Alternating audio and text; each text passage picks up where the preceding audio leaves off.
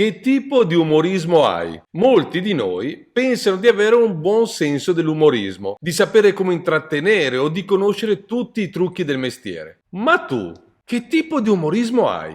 Positivo o negativo? Alla fine di questo video capirai qual è il tuo tipo di umorismo. Lo scopriamo insieme? Allora, tuffati nel mio mondo.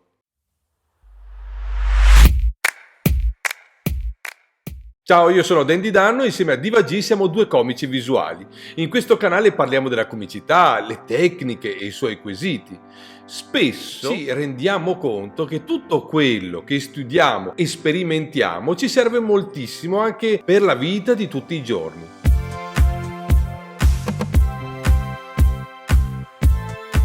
Se ti interessa l'argomento e vuoi studiare anche tu con noi, vai sul nostro sito e segui i nostri webinar. Trovi il link.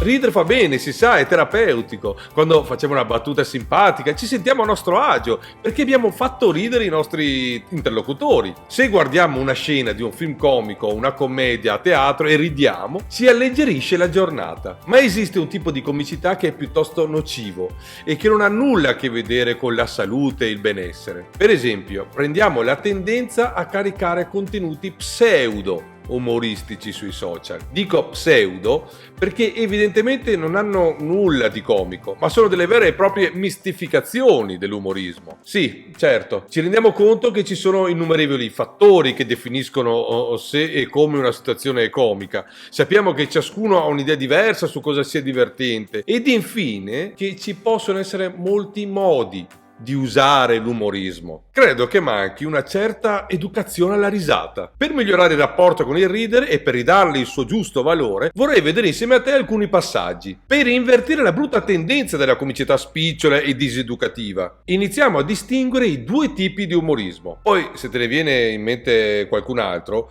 scrivilo sui commenti e sarò felice di aggiornare la lista. L'umorismo positivo. Usa questo tipo di umorismo la persona che tende a fare le battute scherzose quando è in gruppo con il solo scopo di creare un ambiente allegro e positivo. Chi riesce a cogliere il lato comico della vita anche quando le cose non vanno nel verso giusto. Consiste appunto nel saper ridere di sé e nel mostrarsi divertente anche di fronte alla sventura. Umorismo negativo. Consiste nel mettere in ridicolo, mettere in cattiva luce un'altra persona. Questo tipo di umorismo tende a mettere in difficoltà il soggetto preso in questione. Di solito chi ne fa uso poi si nasconde dietro la frase stavo scherzando. Può essere anche quel genere di umorismo che è rivolto su di sé, che ci mettiamo in ridicolo per compiacere gli altri, ci autoinfliggiamo una sorta di castigo perché non ci sentiamo all'altezza. E dunque troviamo questo rimedio che è molto dannoso per la nostra autostima. E tu, ti sei ritrovato tra questi tipi di umorismo? Io sì. Saper ridere e far ridere per molti di noi è un mestiere, una missione, ma tutti non sono consapevoli di avere una grande responsabilità. Sì, dipende da noi saper invertire la tendenza e riconoscere quando si sta esagerando. L'umorismo negativo porta a gravi conseguenze. Prendiamo il caso dei giovani che bullizzano, del branco che prende in giro il singolo, del datore di lavoro che si lancia in battute al limite o ancora peggio del comico che dal palco prende in giro un tizio o generalizza su luoghi comuni. Tutte queste sono le naturali conseguenze di una caduta di stile.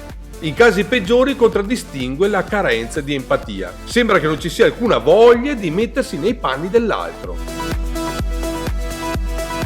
La responsabilità è nostra, di tutti coloro che pubblicano contenuti offensivi, che si abituano e abituano il pubblico a questo stile di comunicazione. Le persone che usano i social per mettersi in mostra alla ricerca di notorietà, poi fanno il resto. Per fortuna che non tutti siamo così spregiudicati. Saper usare una comicità sana, costruttiva per noi e per gli altri è un bene di grande valore. Il comico può incarnare la cattiveria e gli istinti più bassi dell'umanità, ma li rappresenta in scena per criticarli, dimostrare la loro futilità. Per di più, se ridere fa bene alla salute, il sarcasmo fa fa male. È dimostrato che chi possiede questo tipo di umorismo offensivo e provocatorio nasconde livelli alti di ansia e insoddisfazione. Il passo dall'ironia al sarcasmo è breve. Con il sarcasmo si sbeffeggia volontariamente un'altra persona o la si vuole colpire con lo scopo di criticare o ferire. Ora torniamo al lavoro del comico. Trovare la giusta quadra e una battuta potrebbe diventare un'impresa ardua, perché oltre a una serie di tecniche e regole comiche, bisogna tenere conto di tante cose e pensare a non offendere gli altri. Capiamo pure che come comico potresti sentirti censurato e dunque non libero di dire ciò che realmente pensi. Ma non è così.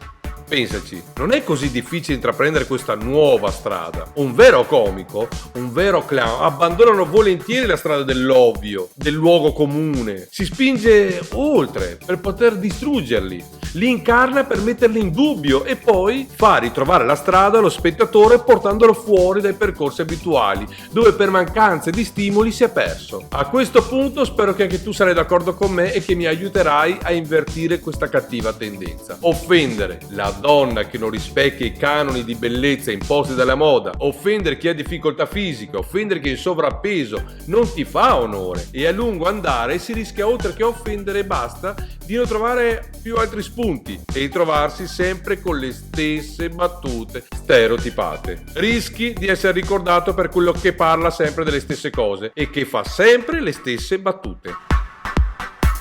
Allora, se sai ora qual è il tuo tipo di umorismo, positivo o negativo, ricordati di non offendere gli altri, ma piuttosto di farli ridere con quello che succede a te. Eleva il tuo grado, portandoti a essere divertente in modo intelligente. E io sono convinto che tu lo fai.